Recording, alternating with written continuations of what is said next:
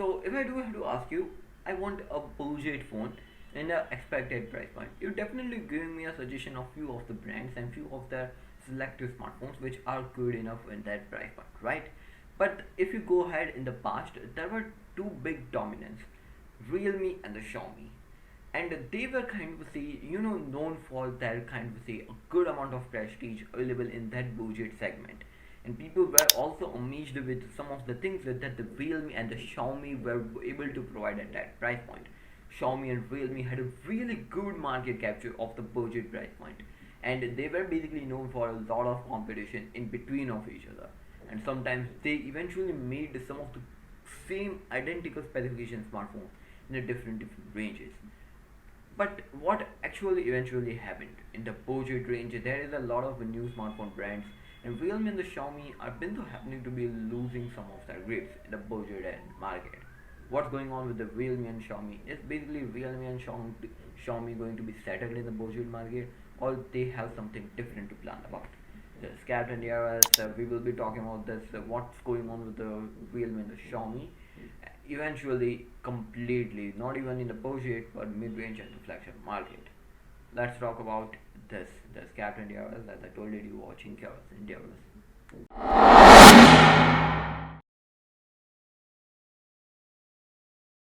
Let's talk about the both of the brands eventually. If you don't know Xiaomi and Realme, Xiaomi is a basically both of them are eventually known as a Chinese brands, and Realme is a part of one of the biggest Chinese tech community, or you can see biggest Chinese tech brands out there. Basically, I'm talking about the BBK Electronics, or you can say the BBK Mobiles. BBK is known for its different brands such as Vivo, Oppo, OnePlus. Vivo's subsidiary, that is iQOO. Realme is also one of their brands, and there is a lot of things that the BBK do and make out of it. Xiaomi is one of the individual brands out there in the Chinese area only, and they are known for making some of the good smartphones in the budget end, and they are also basically known as if Xiaomi is known as if you kind of say a Chinese Apple brand with a lot of things that looks and feels similar to the Xiaomi based stuff. Basically, eventually they try to make it a clean and simple enough in that manner. Xiaomi and Realme both are been so known for their budget and devices. Xiaomi the Redmi Note devices, the Realme the phone itself are basically really good in their budget and devices, and they have some of the good options available in different ranges. They both of them had a good amount of trust from the Indian users as well as a lot of foreign users too. Xiaomi and Realme had a really good market capture all around the globe too. But apart from that, there were some of the big misconsultancies which happened, and they are kind of say having ups and downs. Currently, there is a kind of say a type competition. Apart from the Xiaomi and the Realme, there is also a new type of completely competition. Mobiles has also entered in this price point with the Techno, Infinix, and itel. They are having a good amount of price point issues. Apart from that, there is a new, also not a new but already existing brand who is making sure a good amount of comeback, which is Lava Mobiles. Apart from that, there are some of the small brands who have kept their price points around that corners too when it comes to the Nokia and Motorola. And so it is happening that Xiaomi and Realme's phones are also been so happening to be in a mid-range and a budget, and while Xiaomi is also competing in the flagship market, there are some things which became to be ups and downs. I do have to say so. Let's take a look at the Xiaomi side review. Xiaomi is basically having a three of, or you can say two of the big brands out there in global available market. Apart from the Blackview, not the Blackview, Black Shark and stuff like that, that's a completely different thing. I'm talking about the normal end smartphones. Xiaomi's flagship series is there, mid-range series is there, and a budget series is there. In budget and the mid-range there is a Poco and Poco's X series, M series, and different series. While in the extreme budget, or you can say in budget ranges and mid-range, you can get the Redmi Note devices. While in the flagship there is their Xiaomi 14 series, 13 series, and stuff like that, normal and series. And by the while they when they introduced themselves, there were only Redmi series, or you can say the Xiaomi's Note series. And then they introduced the Redmi, and there were some of the good things that the Redmi did in that price point too. There were some good stuff which happened in the 2020 for both of the brands, the Xiaomi and the Realme. Basically, in 2020, there were a big amount of COVID going on, and people were wanting a new amount of phone and new stuff to expand themselves. But there were some few only options, and Xiaomi and the Realme were one of those in the budget brands provided with the different regions. Xiaomi with their Poco and the Xiaomi itself did a really tremendous job in the COVID time period to provide a lot of users their very first smartphone or their other smartphone when they need it. And apart from the 2020, when 2021 introduced, Xiaomi decided to go ahead and not in the budget, but let's go in the mid-range and the flagship market. They revived that flagship series and make sure that the flagship became some sort of flagship new. And they introduced a lot of light, neo, SE series and stuff like that with the Redmi Note 11, not the Redmi Note 11, Xiaomi 11 series. And it became some sort of a confusion for a lot of people. But at the end of the day, there were some good amount of devices. But it became eventually a lot of questionable stuff when there were a lot of big allegations which completely covered the Xiaomi in India. And Xiaomi in India has a really big amount of capture in the market, which became a kind of a say loosen up in that grip. There were a lot of allegations which were announced by the Indian government and a lot of different type of subsidiaries who have taken loans and the stuff like that from the Xiaomi, or even the Xiaomi had taken loan from them. Xiaomi India I'm talking about. And apart from that, Manupal Jain, who was known for its kind of say expansion qualities and stuff like that, had to leave the Xiaomi itself. And there were some loosen up soil for the Xiaomi in India. Moving on to the Realme side view, Realme has basically some of the ups and downs going from the mid-range and budget. They don't have a tight flagship market, but they tried with the GT series, and they eventually made some sort of success, and they didn't.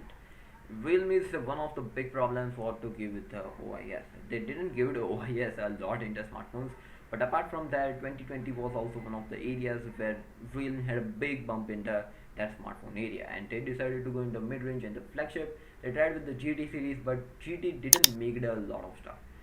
Then they introduced the Narzo.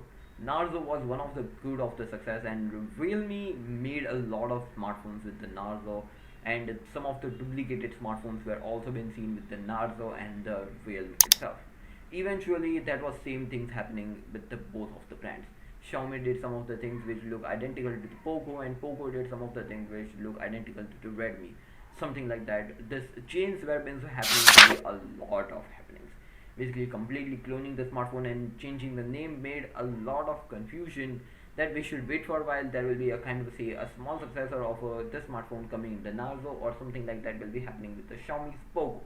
But eventually, then made some sort of loose and grip for the Realme. Firstly, Realme made a lot of issues by creating a lot of smartphones, and a lot of bloatwares were one of the big reasons that the Realme was giving a lot of issues for the operating system side. Realme UI was getting ups and downs, and a lot of things were been happening. But they decided eventually, let's make it apart and keep the Narzo different. But it didn't work at the first glance. Narzo became Narzo, which was under 10k, under 15k, one of the biggest. They started to come around under 20k price point, and they were eventually one of the brands, Realme and the Xiaomi, that under 10k they provide one of the goodish looking smartphones, which didn't make any sense. Realme and the Narzo had some of the big ups and downs, and in while there was also one of the other brands of the Realme, Diso, which didn't made any big success. It was a kind of a say, you can say, taken from a Chinese scrapyard and made watches, a TWS, and some lifestyle accessories, but it didn't eventually made any big amount of success for Realme. And so Realme decided to settle the Diso market. Basically, the service and the stuff didn't make any stuff on the top of it, so it was kind of settled. So what does that mean? It's the end of this two of the brands? No, they are known smartphone makers, and they will make sure the comeback will be absolutely awesome. But they need to make sure that the price point which they were been so famous and they had a good amount of prestige, they make sure they get that again. Xiaomi was basically known for a lot of different series in the budget, and if you take a look at the time when the Xiaomi Redmi Note 5 Pro was there, then there was a lot of different devices. There was the Y series, A series, which came up with the Android itself. No, there won't be any MIUI on the top of it, only clean Android. The A series was basically known for that prestige. A for Android, Y for the selfie and stuff like that, and the Redmi Note for the gaming and the performance. But now eventually the processor power and stuff has been that much improved that you can get most of the things out of one only smartphone, which makes a lot of sense now. But at that time it was making this three of the series a lot of more sensible. But Xiaomi has to grow up with some of the things and which technical knowledge that they were having at that moment. Manupal Join was basically known for its kind of say prestige around that area, but now they should revive that stuff. Coming around with the Realme should make the settle for the GT. They don't be making some of the phones which took identical with the same of the specification coming out in the Realme and the Realme's Narzo series. No, they should make something different for the Narzo, something different for the Realme itself, while keeping the GT as a flagship and the god tier smartphone for the Realme itself. Yeah, they do have some of the good specification and stuff for that smartphone, but they need to grow up and stop putting the bloatware on their UI. And software support should be expanded for Realme's UI itself. Xiaomi's integration with the HyperOS on their flagship devices has been seen to be one of the chance where they can grow and revive themselves, as if it is looking brighter for Xiaomi. What are your thoughts about the HyperOS and stuff like that? If you have seen the screenshot, it's kind of say identical to the MIUI somewhat, and some of the things are there to be talked about the HyperOS, but it is currently said to be based on the Android 14. But sooner or later it might be getting separated for the Android. So what are your thoughts? Let us know in the comment section down below. Doesn't seems to be happening, but there were some good parts which happened in between of that. Some of the brands who were already settled in the market made a good amount of comeback, such as Motorola, Lava, and somewhat Nokia. While other brands introduced themselves with the different ranges of the smartphones, such as Infinix, there was nothing already exists right at that moment. Nothing is a mid-range and a bit of flagship type of in between of that. So I won't be adding that. So Realme, Infinix is there is Techno is there, Idol, who made a lot of different type of smartphones at that price point. So there are some good parts and some of the things which happened with the Realme and the Xiaomi. Xiaomi introduced a lot of laptops and accessories. Realme hopped around with that flagship device for a while and introduced some sort of budget devices which didn't made any success, but they introduced themselves. Realme need to grow up a little bit about their accessories and stuff, so with their pads and stuff like that. And between when the hype was there for there was a big hype for the pads and stuff like that they introduced, but now they were settled, so they should come back. Keeping the series alive is some of the things which most of the brands should do, but in a different manner they should keep the series alive. That's all. That's it for this video. What do you think about the Realme and the Xiaomi? Let us know in the comment section down below. This was Captain DRS and you were watching Chaos and DRS. What do you think about the Realme and the Xiaomi's the usage and the perspective nowadays? Let us know in the comment section down below. I will catch you in the next video. Till then, like, subscribe, gonna be appreciating our work. Stay safe, stay connected. Peace out.